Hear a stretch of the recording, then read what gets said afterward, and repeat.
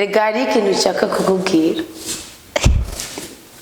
mucyumvirize ndabibwira rivuga kujebajeba kimwe mu bintu bishobora kwica umuntu kikamurangiza kikamuhamba kikamwimba kikanamurenza ko niba nirivuga kujebajeba injebajebyi ntimara kabiri injebajebyi niramba injebajebyi niramba umva ntiroraniko injebajebyi nigira umugisha injebajebyi umurage usiga ugandariye ku musozi reka mbihera karorero kugira ngo mutanyitiranye hari umugabo ngomba kubabwira umusore muzima yishwa n'ubujebajebyi bwiwe mwabasara ndabibwirira kandi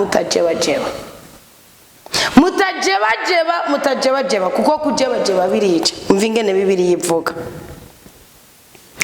ngo nuko ngo Adoniya mwene Hagiti agenda kwa Betsabe nyina wa Salomo ngo Betsabe amubwira ati mbega ugenzwa n'amahoro nawe avuga ati n'amahoro ngo hanyuma avuga ati ndafise ijambo ndakubwira Betsabe amubwira ati vuga Adoniya avuga ati urazi ko ubwami bwari kuba ubwanje kandi Isirayeli yose yari hanze amaso jewe ngo mbe umwami ariko ubwami bwarahindukiye buja kwa mwene wacu kuko yari yarabugenewe no mukama birumvikana ngo ubu rero icyo ndagusaba ni kimwe gusa kandi ntunyangire ndetse abamubwira ati vuga Adoniya avuga ati ndagusabye umbwirire umwami Salomo kandi nakwangira ame Abishagi w'Ishunemu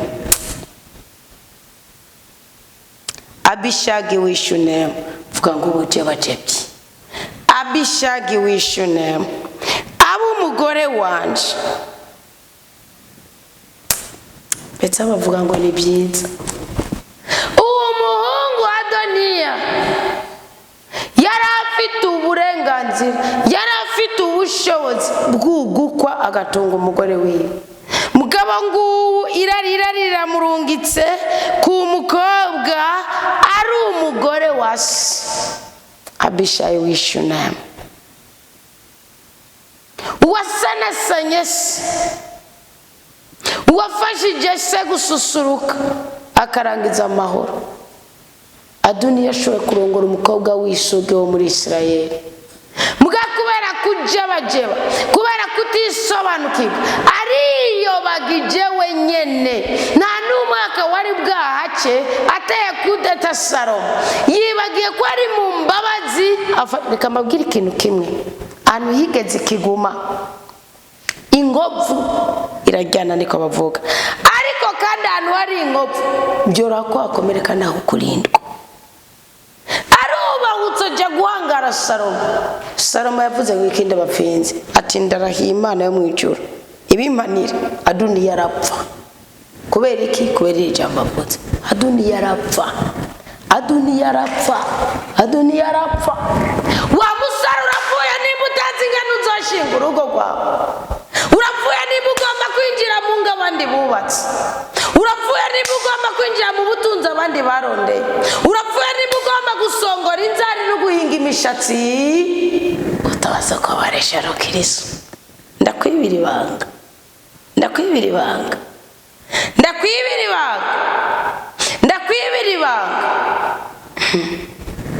Bibiliya iravuga ngo reka ndakureke gatoya ahubwo Imana iguha umugisha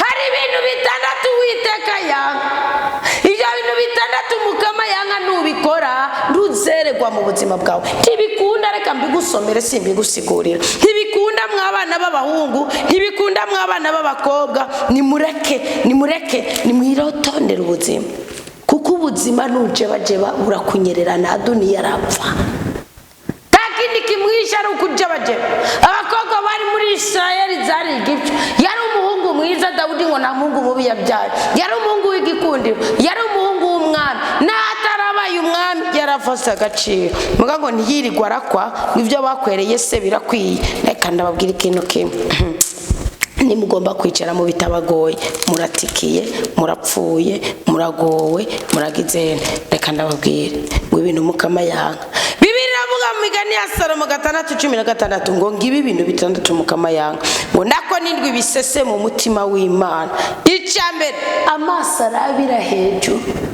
Urindushi nimutagomba kwicara hasi kugira systeme y'ubuzima bwawe. Umenye uti mfite imyaka icyo nkora niki icyo ninjiza niki kugira ngire umugore kugira nshinguruko kugira ngo mbeho kugira ngo ndongore kugira ngo ndongoke no bigenza ukurindushi. Amaso arabira hejuru. Ururimi rw'ububeshi hamugira umugore se yabayiswe umugore wa se na Bibiliya ivuga ngo ntiyamumenye mu buryo bw'umubiri. Hamugira ubugore byemere gute. Icya gatatu iminwa isesa amaraso yo kutagira icyaha. Yararenganije uw'Imana yamugeneye. Niwo muvumo wari mu rubyaro rwa Dawudi kuko nicyo cishe yamunone yaviyoye mushiki we Tamari. Icya kane mutima wiyumvira imigambi y'ububishi ngo n'ubugome. Cyari gisuzuguro ku munyeshuri mu kazi. Icya gatanu ibirenge byihuta mu kwirukira ikibi. Nta n'amezi aciye nta n'umwaka waciye sapfuye. Bisinga musambanira ku kiganiro cy'ababyeyi ba n'ihandi mwakuye umupfumu ukisanga inyuma y'urupfu rw'umubyeyi umwana asigaye ari umunywi wa rumogi asigaye asamana n'uwo bahuye n'umusore asigaye aganira n'ibikecuru n'umukobwa asigaye aganira n'ibitama kubera iki yakoze ikizira.